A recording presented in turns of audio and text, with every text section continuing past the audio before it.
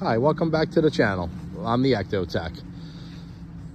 Today what we have going on is we're preparing for an episode of Collector Call, which my uncle's doing with his collection. So I'm just out here right now. I was doing a little bit of finishing work to Ecto 1 New Jersey South.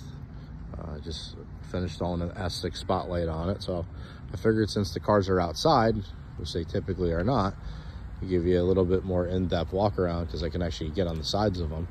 So I have the Plymouth Velar from the show Fantasy Island.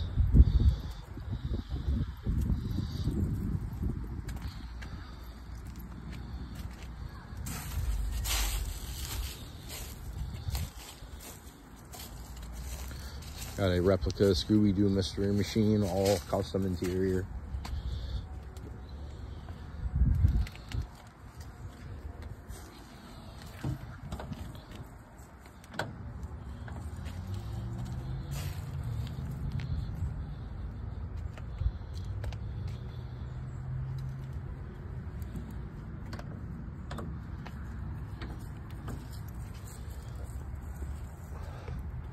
Replica Jurassic Park Explorer, Part 2 DeLorean Time Machine,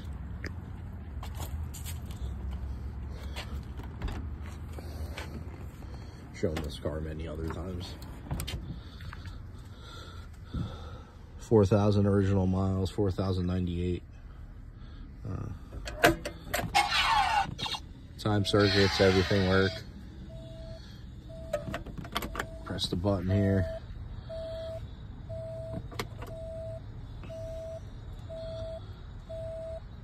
Normally counts up to 88, but doesn't seem to be working.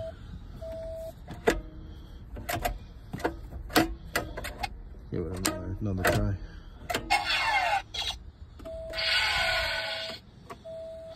Might be out of plutonium, who knows? But flux capacitor working.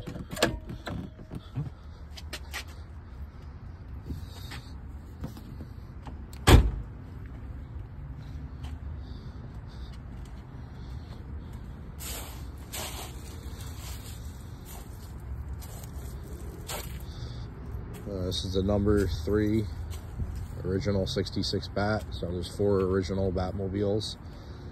If you're a Bat aficionado of this car, tons and tons of replicas of these. Very easy telltale is the beacon light up top. It's tapered.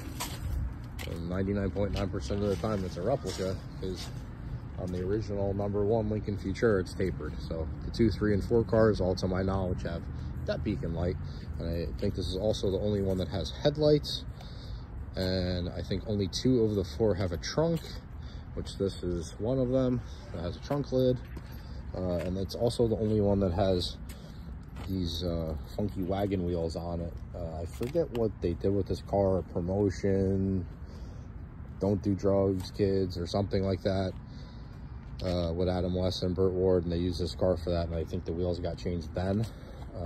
Don't know if the original wheels are floating around, but I don't think this ever had this very complete interior like this. I know that when he purchased the car, that convenience panel was not in there, and I don't think the bat ram and some of the other stuff. I think it was only pretty much done up here, and the seats, and I don't think it had like anything else, the bat phone or any of this or anything else that you see.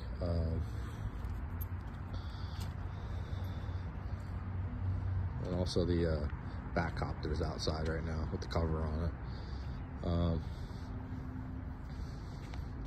I figured I'd do a little bit more in-depth walk around of this since this is pretty much complete now. Just installed the S6 spotlight.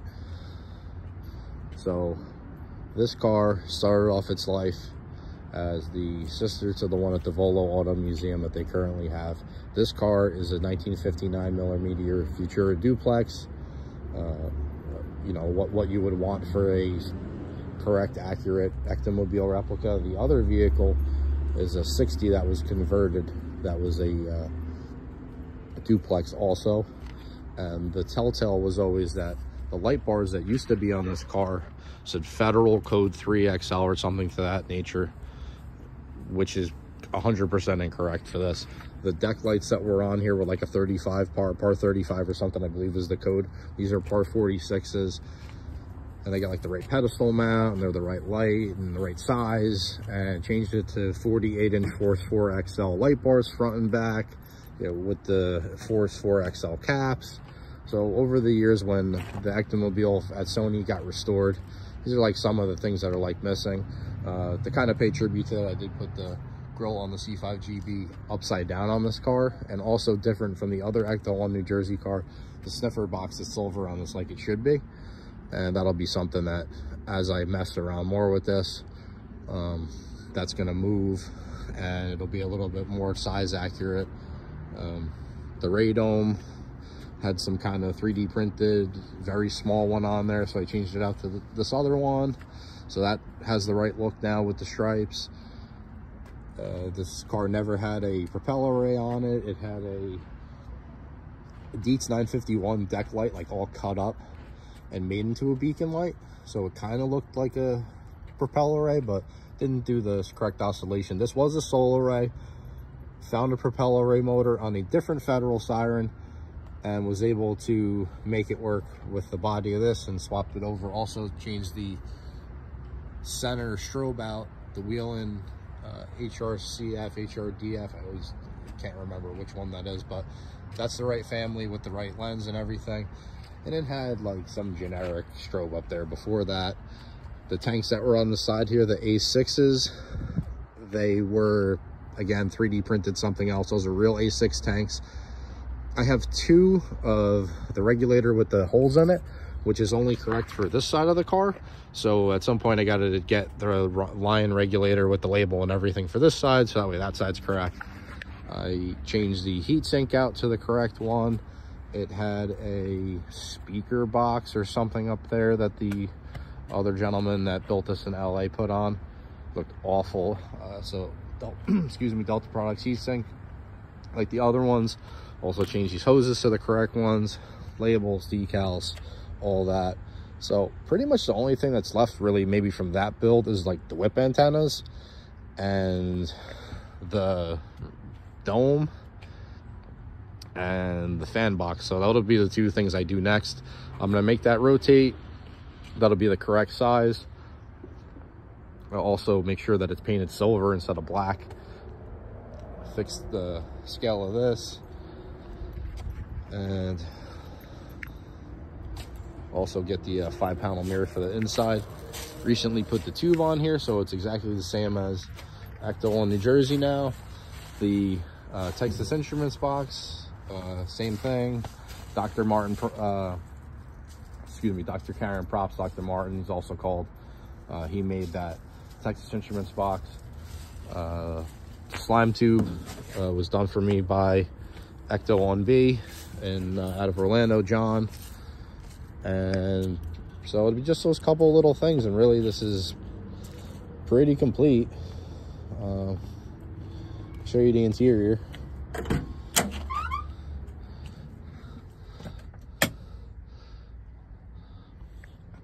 Very clean car.